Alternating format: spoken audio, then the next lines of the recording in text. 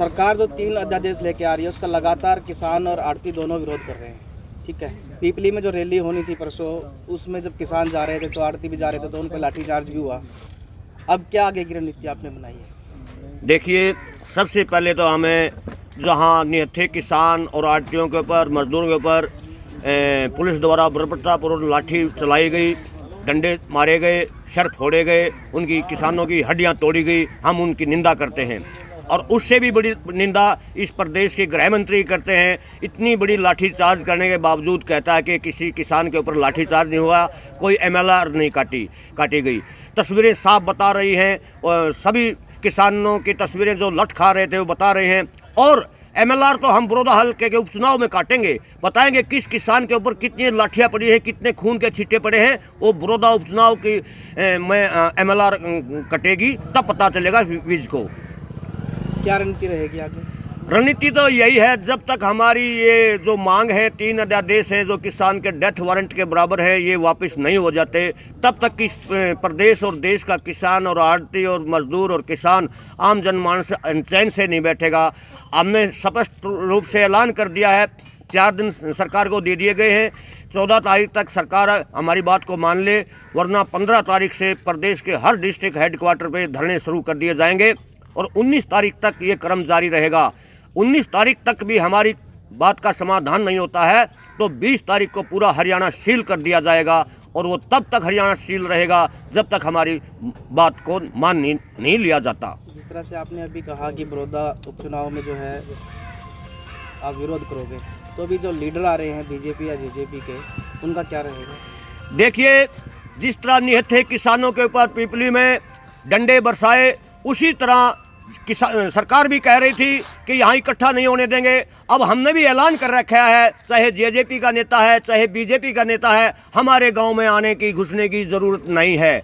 अगर वो ज़बरदस्ती घुसे, जिस तरह सरकार ने निहत्थे किसानों के ऊपर डंडे बरसाए हैं, उसी तरह ये गांव के लोग, बड़ौदा हल्के के लोग डंडे का बदला डंडे से लेंगे। बड़ौदा हल्के के लोग पूर्व कृषि मंत्री और मौजूदा हरियाणा में प्रदेश अध्यक्ष, उन्होंने कल बयान जारी किया है कि 3 सांसद जो एक टीम बनाई है, वो इस जो लाठीचार्ज हुआ है, जो भी प्रदर्शन का हुआ है, उस पर एक टीम बनाई है, तो उसको लेकर क्या कहेंगे आप? देखिए, जो इस प्रदेश का मुखिया है, बड़े वाला खट्टर, उसने अपना मुंह नहीं खोला अभी तक। छोटा खट्टर, उसने मुंह नहीं खोला है।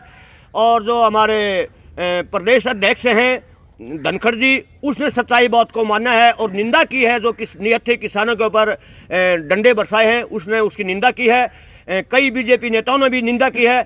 BJP की एक बात नहीं है, कोई तो मुंह नहीं खोल रहा है, कोई कह रहा है कि कोई लाठीचार्ज नहीं हुआ, और BJP के नेता मान रहे हैं कि निहत्थे किसानों के ऊपर बर्बरतापूर्ण लाठी बरसाई गई है, जो उन्होंने निंदा भी की है। ऐसा नहीं होना चाहिए था। हमारी समझ में नहीं आ रही इन लोगों की चाल क्या है, लेकिन हमारी तो एक बात समझ में आ रही है, जब तक हम अपनी बात नहीं मनवा लेंगे तब तक हम चुप बैठने वाले नहीं हैं। इसके लिए हमें ईंट का बदला ईंट से देना पड़े, या किसी तरह भी से देना पड़े, या हमें कोई भी यातनाएं सहनी पड़े, वो सब हम सहेंगे, लेकिन अपनी बात को मनवा कर रहेंगे। इससे पीछे हम हटने वाले नहीं हैं। प्रदेश अध्यक्ष गुरनाम सिंह चढ़ूनी का कल बयान जारी हुआ है, उन्होंने कहा है कि 20 तारीख को चक्का जाम किया जाएगा। बिल्कुल, 19 तारीख तक हम सरकार की इंतजार करेंगे। 14 तारीख के बाद 15 तारीख से हम हर जिला डिस्ट्रिक्ट हेडक्वार्टर में अपने धरने चालू कर देंगे, सरकार को बताने के लिए, सरकार को चेताने के लिए। अभी समय है, हमारी समस्या का समाधान कर दीजिए। अगर 19 तारीख तक हमारा इस समाधान नहीं किया जाता तो निश्चित रूप से पत्ता भी नहीं हिलेगा, पूर्ण रूप से जाम होगा, और ये प्रदेश ही नहीं, पूरा देश भी जाम होगा एक दिन। अभी वक्त है, हमारी बात को मान लिया जाए। हम सोने के महल बनवाने की मांग नहीं कर रहे हैं, हम किले और कोई मांग नहीं कर रहे हैं, सिर्फ जिंदा रहने के लिए अपने अधिकार मांग रहे हैं। हमारी तो मांग ये थी सरकार से, और जो हमारी मांग ही नहीं, सरकार ये वादा करके आई थी BJP, C2+ पे 50% लाभकारी रेट देंगे स्वामीनाथन आयोग की रिपोर्ट के अनुसार, और पहली कलम से ही आपका कर्ज मुक्त किया जाएगा। और चुनाव के दौरान इन लोगों ने ये भी वादे करे थे, अगर किसान की खेत में ओला पड़ेगा, बारिश से नुकसान होगा, वो किसान के खेत में नहीं होगा, वो मोदी के खेत में होगा। बड़े बड़े वादे करके आए थे, सारे वादों के भूल के आज किसान को बर्बाद करने में तुली हुई है सरकार। इसका जल्द ही हम जवाब देने वाले हैं सरकार को। मैम से विधायक है बलराज कुंडू, जो अध्यादेशों के खिलाफ लगातार आपके समर्थन कर रहे हैं, और उनको जब रैली के दौरान जा रहे थे तो गिरफ्तार किया था, उनका समर्थन कहाँ मानते हैं? देखिए, बिल्कुल सही बात है।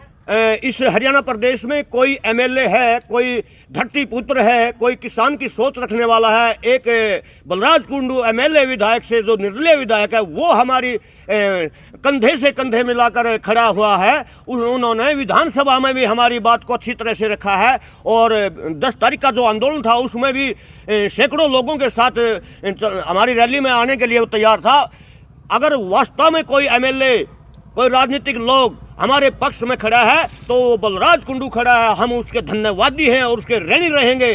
जो हमारी पक्ष में बात करेगा हम उसकी बात करेंगे, जो हमारी पक्ष में खड़ा नहीं होगा हम उसको अपने पास खड़ा नहीं होने देंगे।